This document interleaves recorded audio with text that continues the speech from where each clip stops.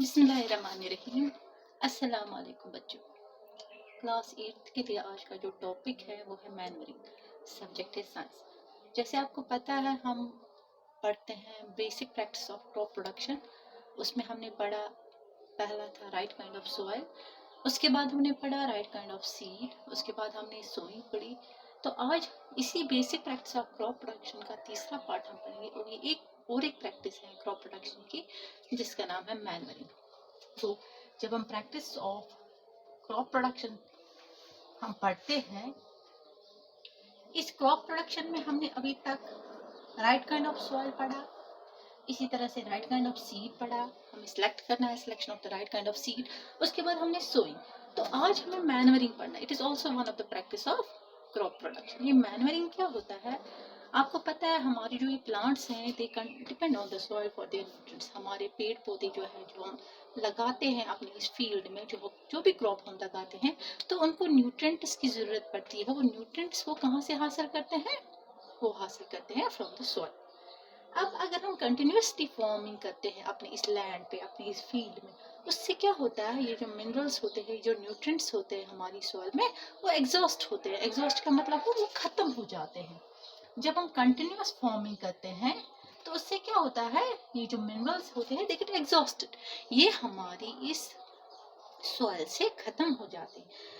अब इसके लिए क्या करना है? हमें हमें अपनी इस सॉइल को, अपनी इस फील्ड को, अपनी इस लॉन को, जहाँ भी जो भी हम या बनाते हैं जिसमें हम अपना क्रॉप कल्टीवेशन करते हैं, तो उसके लिए सॉइल का ये जो न्यूट्रिएंट लेवल या मिनरल लेवल जो कम होता है या एग्जॉस्ट होता है due to the continuous farming, उसको वापस लाने के लिए हमें इस सॉइल को क्या करना पड़ता है? हमें इसको न्यूट्रिएंट्स की जरूरत पड़ती है। वो न्यूट्रिएंट्स हम देते हैं अपनी सॉइल को in the form of manures and fertilisers. Manure and fertiliser, ये दो चीजें हैं, एक है मैन्योर, दूसरा है फर्टिलाइजर। वो जब हम मैन्योर और फर्टिलाइजर हम अपनी सॉइल को ऐड करते हैं, उससे हमारी सॉइल को क्या मिलता है? न्यूट्रिएंट्स मिलते हैं, मिनरल्स मिलते हैं। दैट मीन्स वो सॉइल, उसमें फिर से वो ताकत आ जाती है जिससे हमारे क्रॉप, जिसमें फिर वो हेल्दी क्रॉप ग्रो कर सकेगा। अदरवाइज अगर हम ये मैन्योरिंग नहीं करेंगे या यूज ऑफ फर्टिलाइजर नहीं करेंगे अपने सॉइल को, हमारी जो ये लैंड है इसमें मिनरल और न्यूट्रिएंट की लेवल खत्म हो जाएगी। जो हमारा क्रॉप है वो अच्छे से इसमें ग्रो नहीं होगा। अब क्या है ये जो minerals and fertilisers? They are the major sources of nutrients. These minerals and fertilizers, they are the major sources of nutrients. इनमें nutrients होते हैं। जब हम ये ऐड करते हैं मिनरल्स और मैन्योर और फर्टिलाइजर, जब हम ऐड करते हैं अपने सॉइल को, तो हमारी सॉइल में न्यूट्रिएंट्स आते हैं। अब क्या है ये मैन्योर, क्या है फर्टिलाइजर, क्या है? दो वर्ड है, एक है मैन्योर, दूसरा है फर्टिलाइजर। फर्टिलाइजर किसको कहेंगे, मैन्योर किसको कहेंगे? अब मैन्योर जो है they are the organic materials. हम जो ये मैन्योर का बोलेंगे, अगर हम मैन्योर को बोलेंगे व्हाट इज मैन्योर, मैन्योर किसको बोलते हैं? इसमें हमने दो वर्ड किए। हमने बोला मैन्योर भी ऐड करता है nutrient to the soil, fertilizers भी ऐड करता है न्यूट्रिएंट टू द सॉइल। अब मैन्योर क्या होता है? Manures are organic material, they are organic material. तो विच सप्लाई, ये जो मैन्योर है ये ऑर्गेनिक मटेरियल्स होते हैं जो हमारी सॉइल को या हमारे प्लांट को सारे एलिमेंट्स देता है। We supply all the elements a plant needs, but in small amounts. हमारे प्लांट को ये तमाम न्यूट्रिएंट्स या मटेरियल्स अवेलेबल करता है मैन्योर। तो और इस मैन्योर से क्या होता है? मैन्योर से हमारी जो सॉइल है इसमें वाटर होल्डिंग कैपेसिटी इंक्रीज होती है। मैन्योर्स ऑल्सो इंक्रीज, जो मैन्योर है इससे हमारी सॉइल की जो वाटर होल्डिंग कैपेसिटी होती है वो भी बढ़ जाती है। कि पानी वो पकड़ सकता है, हमारी सॉइल में पानी रह सकता है। तो उस वक्त उससे क्या है, हमारे प्लांट्स को जो है वो उनको पानी मिलता रहता है और न्यूट्रिएंट्स भी उनको मिलते रहते हैं। अब ये मैन्योर्स क्या है? ये मैन्योर्स जो है इसके 3 टाइप्स है मैन्योर के। There are 3 types of manure. एक है farm yard manure, green manure, compost या सी मैन्योर या पोर्टर मैन्योर। अब हम मैन्योर पहले देंगे। हम मैन्योर किसको बोलते हैं? मैन्योर हम घरों में बनाते हैं। घरों में क्या बनाते हैं, जैसे हमें घर में कुछ निकलता है, कुछ स्ट्रॉ वगैरह घास या वेजिटेबल के या फ्रूट्स के पील या पत्ते होते हैं, उनको अगर हम किसी जगह डंप करेंगे तो with the passage of time उनको क्या होता है, वो सड़ जाते हैं, उनको माइक्रो ऑर्गेनिज्म डिकम्पोज करते हैं, फिर वो हम अपने फीड को डाल सकते हैं। या ये जो कैटल वेस्ट होता है, जो हम गाय वगैरह पालते हैं या भेड़ बकरी पालते हैं घरों में, उनका जो वेस्ट होता है, कावडंग होता है, ये जो हम फिर रखते हैं, आपने देखा भी होगा, हम घरों में फिर उनको जमा रखते हैं, एक ढेर जैसा बनाते हैं। कुछ टाइम के बाद क्या होता है, ये जो कावडंग है ये कंप्लीटली डिकम्पोज होता है, ये इसको माइक्रो ऑर्गेनिज्म ने डिकम्पोज किया होता है, फिर हम वही अपने फीड्स में डालते हैं, हमारे फीड्स को ताकत मिलती है। तो इनको ये मटेरियल सप्लाई करता है, न्यूट्रिएंट्स इनसे मिलते हैं। या हम पोल्ट्री वगैरह, ये जो हम कभी ये पोल्ट्री चिकन वगैरह मुर्गे वुर्गे हम पालते हैं घर में, उनका जो भी ये वेस्ट है, उनका जो एक्सक्रीटा है, वो जो उनका वेस्ट निकलता है, वो भी हम यूज़ कर सकते हैं आफ्टर डिकम्पोजिशन।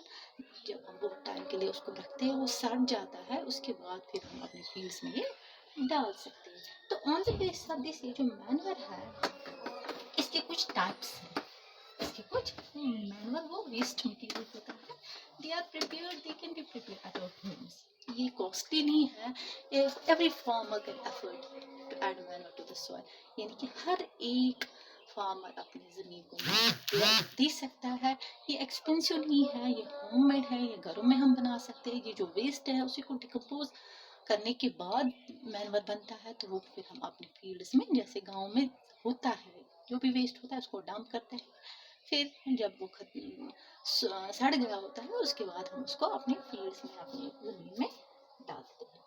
तो अब हम कुछ types, there are types of this manual, there are important types of manual, अगर हम बोलेंगे क्या क्या है, मैंने बोला the manual they are formed from the waste products. अब इम्पोर्टेंट टाइप्स ऑफ मैनुअल है, पहला ही है जिसको हम बोलते हैं farm yard manual, farm yard manual, short में इसको बोलते हैं FYM, FYM means farm yard manual. अब ये फार्म यार्ड मैनुअल क्या है, व्हाट इज दिस, ये फार्म यार्ड मैनुअल है, ये इसमें क्या होता है, ये जो स्ट्रॉ होता है, घास होता है, पत्ते होते हैं प्लांट्स के, या जो एक्सक्रीटा होता है, किनका, जो कैटल्स का, जो जानवरों का जो एक्सक्रीटा होता है, गोबर वगैरह होता है, वो जो स्ट्रॉ होता है, दैट मीन्स ये जो दिस फार्म यार्ड मैनुअल है, ये किसको बनता है, this consists of farm yard manual में क्या आता है, एक तो इसमें आता है रिमेनेंट्स ऑफ सिट्रॉ, मतलब ये जो घास वास होता है वो फिर सड़ जाता है वगैरह, तो एक तो स्ट्रॉ होता है उसका, दूसरा है इसमें लीव्स होते हैं, पत्ते, और क्या होता है एक्सक्रीटा ऑफ कैटल, ये जो जानवरों का ये वेस्ट होता है, उनका जो एक्सक्रीटा निकलता है, उनके जो निकलता है वेस्ट प्रोडक्ट्स, तो उनको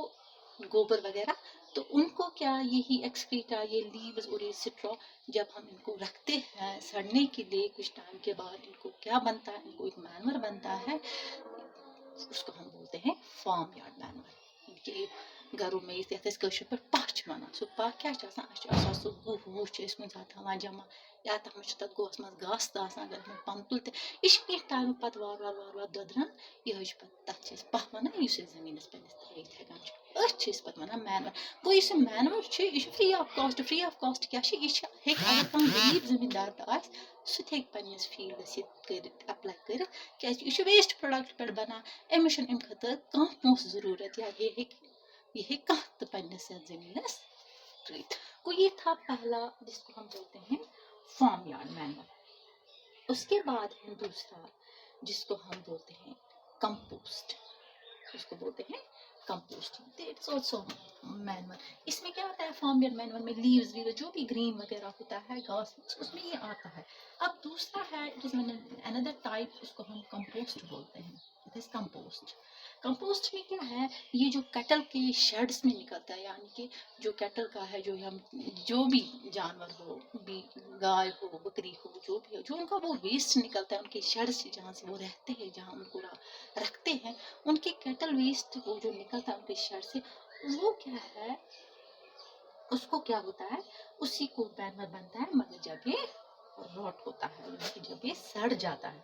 अब ये कंपोस्ट क्या है, फार्म यार्ड मैनवर में वो भी आता है, लीव्स वगैरह भी आते हैं, उसमें हम घास वास सब कुछ डिकम्पोज के लिए रखते हैं।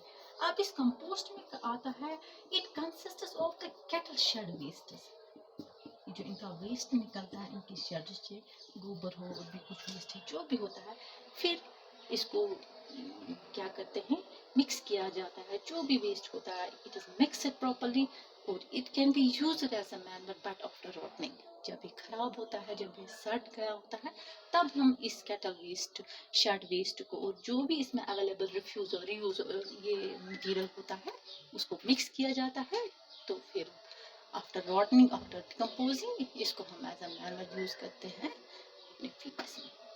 तो तीसरा है, तीसरे को हम बोलते हैं पोल्ट्री मैनवर।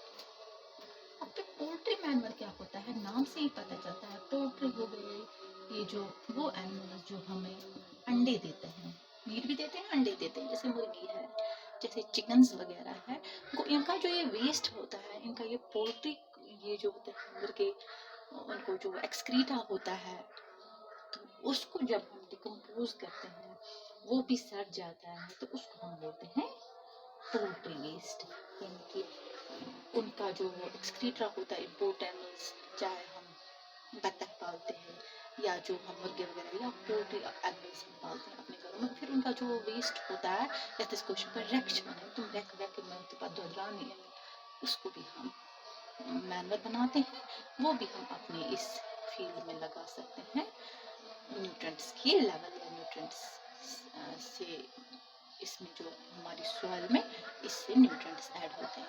ये था मैनवर। मैनवर वो वेस्ट्स होते हैं जो हम सड़ने के बाद आफ्टर डिकम्पोजिंग अपने ज़मीन में लगा डाल सकते हैं, इससे न्यूट्रिएंट या जो भी मिनरल लेवल इसमें कम होता है, और इससे वाटर होल्डिंग कैपेसिटी की इस सॉइल की बढ़ जाती है। दैट मीन्स ये जो मैन्योरिंग है, ये मैनवर है, ये एक्सपेंसिव नहीं है, ये वेस्ट को बनता है, ये हर एक एफर्ट कर सकता है। तो यही जब हम ये मैनवर, जब हम डिफरेंट टाइप, जैसे हमने बोला फार्म यार्ड मैनवर है, कंपोस्ट है, पोर्टल, जब हम यही इनको डालते हैं अपने इस फील्ड को, तो इसको फिर हम मैनवरिंग कहलाते हैं, उसको हम मैनवरिंग कहलाते हैं। उसमें फर्टिलाइजर्स भी आता है। अब दूसरा हमने बोला फर्टिलाइजर्स, ये फर्टिलाइजर क्या होता है, फर्टिलाइजर्स हम इनऑर्गेनिक मटेरियल्स, यानी कि ये वो मटेरियल्स हैं जो हम केमिकल्स से तैयार करते हैं।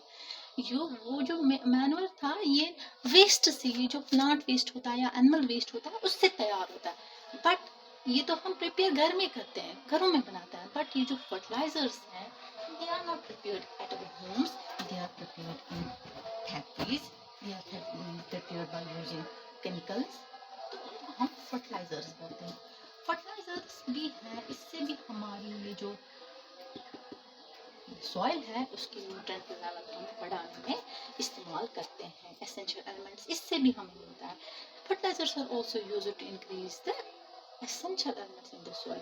अब इसमें क्या होता है, फर्टिलाइजर्स बनाते हैं, नाइट्रोजन है, इसी तरह दूसरा है पोटेशियम है, फॉस्फेट है, इसी तरह पोटाश है, फर्टिलाइजर्स है।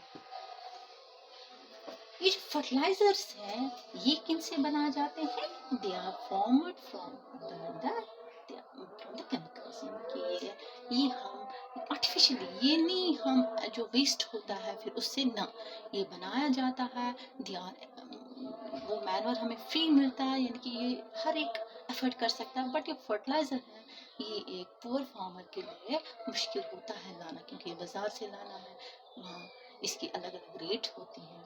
तो ये जो फर्टिलाइजर है, हम इनको सॉइल में ऐड कर सकते हैं इन द फॉर्म ऑफ एनपीके, जैसे आपने सुना भी होगा यूरिया, हम बोलते हैं यूरिया खाद या पोटाश खाद या डीएपी वगैरह, हम ये इन फर्टिलाइजर्स के कुछ टाइप्स हैं जो हम अपनी सॉइल को डालते हैं। आज का क्या है, आज हम अपने आज ये गाय वगैरह घरों में ये वेस्ट वगैरह जमा होता ही नहीं है, करता ही नहीं है कोई। तो ये पह वगैरह इसमें बना हुई नहीं, आज सब बाजार से लाते हैं, ये फर्टिलाइजर ये केमिकल्स लाते हैं, तो अपनी इस ज़मीन को डालते हैं ताकि हमारी इस ज़मीन को एसेंशियल एलिमेंट्स प्रोवाइड हो, तो हमारा क्रॉप अच्छा हो जाता है, उससे ग्रो करता है, हेल्दी बनता है। तो ये जो फर्टिलाइजर्स हैं, ये हम क्रॉप्स को या तो स्प्रे करते हैं या तो हम अपनी मिट्टी में ऐसे ही डालते हैं। खाद दिवान यमो क्या गस पह दिवान या खाद ज़मीन त्रा ये जो ज़मीन अत मे मिनरल लेवल बढ़ा, यानी कि अत मिनरल्स ऐड गसान। तो ये जो क्या है, बट अगर ये फर्टिलाइजर हम ज़्यादा डालते हैं तो उससे हमारा ये जो सॉइल है, हमारी जो क्रॉप है, वो डिस्ट्रॉय हो सकती है। वो हमें फर्टिलाइज़र का इस्तेमाल अच्छे से करना है, हमें ज़्यादा भी नहीं इस्तेमाल करना है कि जिससे हमारा ये जो सॉइल है, इसका ये नेचर सॉइल का कैसा होता है, एसिडिक कभी होती है, कभी बेसिक होती है। तो अगर हम उसी हिसाब से हमें देखना है कि हमारी जो फीड की सॉइल है ये किस टाइप की है, उस हिसाब से कर हमें इसमें ऐड करना है सॉइल। तो ये आपने सॉइल प्रोफाइल में पढ़ा होगा, जब हमने सॉइल पढ़ा था लास्ट इस लेसन में, तो उसमें हमने देखा कि ये जो सॉइल की सैम्पलिंग की जाती है, फिर देखते हैं इसमें का पीएच वैल्यू कितना है, तो उसी हिसाब से एक फार्मर अपने इस फील्ड को फर्टिलाइजर ऐड कर सकता है। इनकेस ये ज़्यादा ऐड करता है तो इसकी क्रॉप्स को डैमेज होता है। तो ये था मैनवरिंग। आज का जो दूसरी प्रैक्टिस थी क्रॉप प्रोडक्शन में थी मैनवरिंग। तो आज के लिए इतना ही। अल्लाह हाफिज़।